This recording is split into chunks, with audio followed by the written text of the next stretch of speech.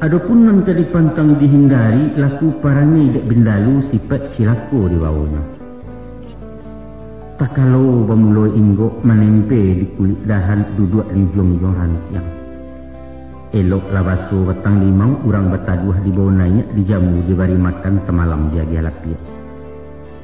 Dek lamu lambek menompang mulai berpucuk saledau.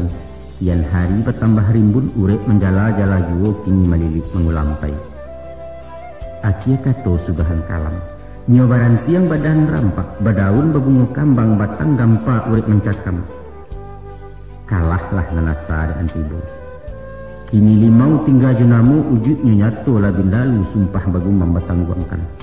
Jauhkan si pek nan itu nak gadang ladoso mendaratmu. Tahu-tahu hidup menompang. Awak buliah urang tak rugi. Usah kalamak di awak surang cadiak buruak rumah namonyo licik kat orang sebarang. Dia hati bahkan dak jantung dan bak ulando minta tanah. Buruak laku jait perangai akak ciluah busuk panganannya tak lain menyayang.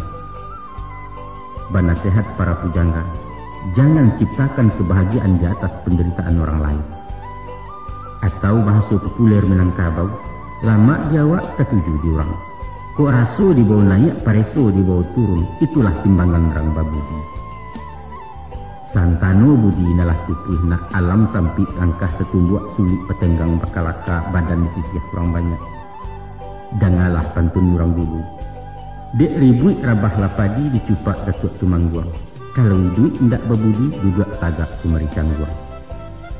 Babelok babilin-bilin dicapo padi ketabi, dek elok orang tak ingin dek basuh orang langgari.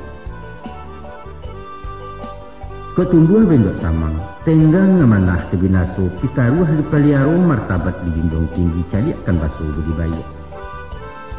Ijan semantang urang lah picayo awak kuli di sangkotoke, baa talatia ujung jari yang latagah dan cangkia.